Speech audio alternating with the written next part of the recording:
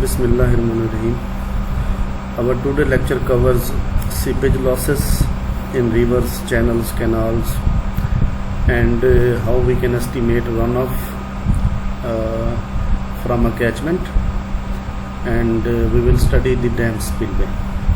So these are simple the seepage equations in these 2 or 3 chapters, like this one. S is equal to this one, where S is seepage losses in cubic meter per length of canal per day.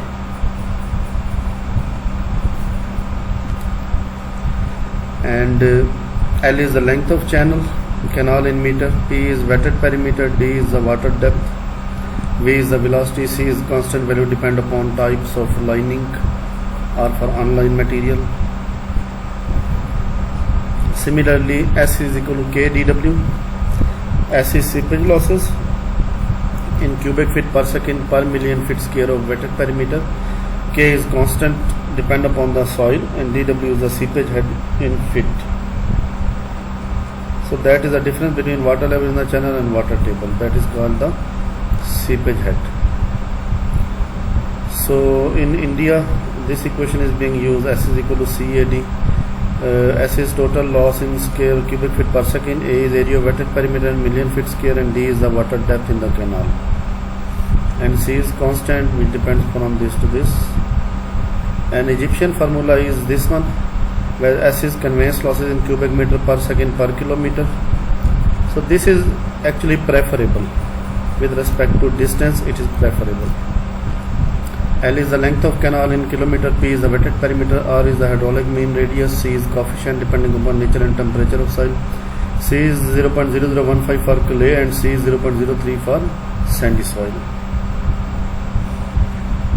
Similarly, another equation is this one. S is seepage losses in cubic feet per second, W is the width of channel in feet and at the water surface level, D is the depth of water in feet, and C is a constant. So there is another equation, this one, P is wetted perimeter, D is depth of water, and C is constant. Similarly, another equation is this. S is seepage losses in cubic meter per day per meter of length of canal in permanent region. D is active diameter of grains, soil particle. A is the bottom width of the canal in meter. D is water depth, and this sign, psi, is the bed slope. This is actually slope, centimeter per kilometer. So there is another equation in another file. Q is equal to KYF. Q is seepage discharge per unit length of canal. K is the hydraulic conductivity of porous medium by depth of water. F is seepage function of the channel geometry. And similarly, this is another equation with that is seepage losses in cubic meter per second per kilometer. That is directly related to channel discharge only. So that is again equation of Egypt. CLP into R. You can see its parameters. These are the parameters. So there is Pakistani formula where seepage is related to Q, P and L. Seepage losses in cubic meter per second, that is 0.142 into Q raised to power 0.0582 or 682 into PL over 10 raised to power 6. Q is discharge in cubic meter per second, P wetted perimeter in meter, L length of channel in meter. There is another equation with C, Q and V raised to power 0.5. These are its parameter. So that is Indian formula which we studied earlier. So there is another equation. These are the parameters. So these are the seepage equations. You have to see that how many parameters you have, and then you have to select the equation which you have to apply.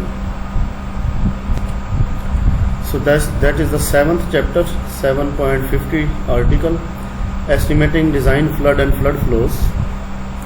So there are basically 12 equations which we can use. Like the first equation is Q is equal to CA.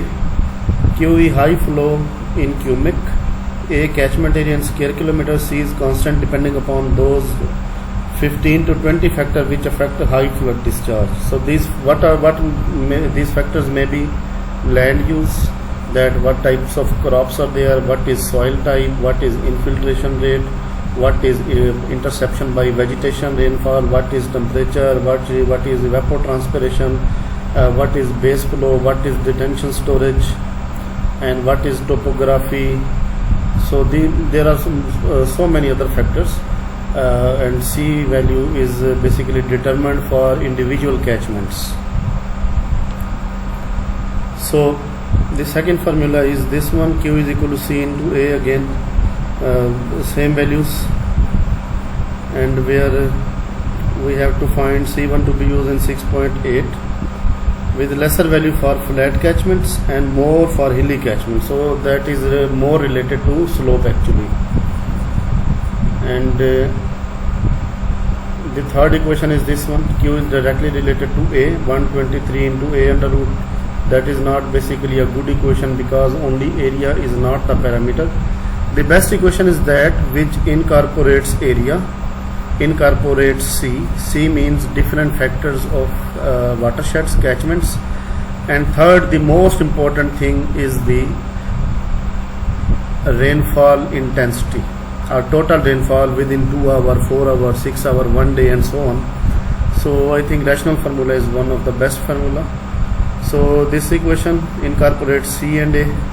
These are its parameters. And we have another equation, again C and A, we have catchment area and C. So C value depends upon the catchment types. Again we have equation number 6, equation number 7, that is related to P and A, where P has a value of unity for stream that has the greatest flood flow of the area for any other stream. P is fraction that flood flow of stream is not of is of maximum given above. So P values may be different. So another equation which depends upon A and L, where L is the length of drainage basin in kilometers. So area can be calculated if we have average width of the basin, then above equation can be changed. So simply area is being used in this equation. So another equation is this one, it incorporates B, C and P. P is probable 100-year maximum 1 day rainfall in centimeter. So that may be a good formula because it is incorporating the rainfall. That what is the maximum rainfall which is probable in 100 years in centimeter for 1 day rainfall. B is average width of basin. C is a constant which depends upon again the climate, like 1.5 for humid area, 0.2 for desert, and you have to interpolate in between these two values. If area is normal, receiving rainfall and not a desert, then its value may be 0.8, 0.7. Then another equation, Q is depending upon T and D, total flood period in hours, T, and D is the total depth of flood runoff. So this D can be calculated using rainfall intensity. So there is another equation, we have this one. So that is the one of the good equations, that is, it incorporates K, percentage of rainfall that becomes surface runoff, called runoff coefficient. That is, for example, if I say that there is 100 millimeter rainfall and its coefficient, runoff coefficient for that catchment is 30%, 0.3, then it means 30% of rainfall will be responsible for formulation of surface runoff and flood. So PC is critical rainfall intensity in centimeter per hour, it may be in centimeter per day, but in this equation that is coefficient unitless, PC is in centimeter per hour, and that is taken as average rate during time of concentration and can be determined from intensity duration curve. So time of concentration can also be calculated. A is catchment area in hectare,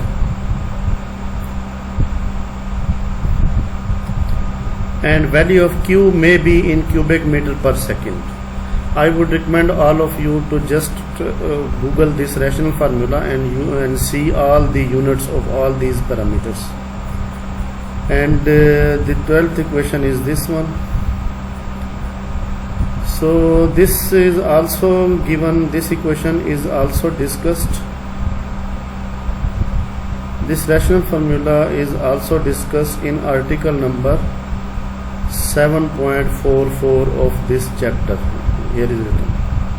So you have to see this equation, rational formula, in article 7.44. Now we go to our important chapter of today. spillways, energy dissipators and spillway gates. So first of all we will try to understand that what is a spillway, what are its functions, what is its advantage. A spillway is a structure constructed at a dam site for effectively disposing of the surplus water from upstream to downstream. If we do not construct a spillway, then what will happen? Water will just fall from a height of, for example, if the Bela Dam, I think its height is 465 feet, then it means water will directly fall from a height of 465 feet to the ground, and that will cause extreme erosion from the dam, from the base of the dam body, vibration, and dam may be suddenly collapsed. So this spillway structure is used in order to safely divert water from upstream to the downstream side, surplus water. Just after that reservoir gates filled up, so I will also introduce you the reservoir gates. What are its functions? So when the reservoir gets filled up to the normal pool level, water starts flowing over the top of the spillway crest. So first let me show you this important term from the Google. I will read it again. Just after the reservoir gets filled up, when the reservoir fill up to its crest level. So at spillway we have crest, and without spillway we have little bit higher embankment, we have little bit higher area. So water can just pass through that spillway. So what is the pool level? So let me show you from the picture that you can see this picture. This is a concrete dam. So this is high wall up to this point, and this is high wall up to this point, but here we have a lower crest at this, in between these 2 points. So water will flow through these over this crest. So we install just gates. We install gates here, steel gates or concrete gates here. Gate height may be 30 feet, 60 feet, 80 feet may be the gate height. So what is the function of that gate now? And let me show you a video.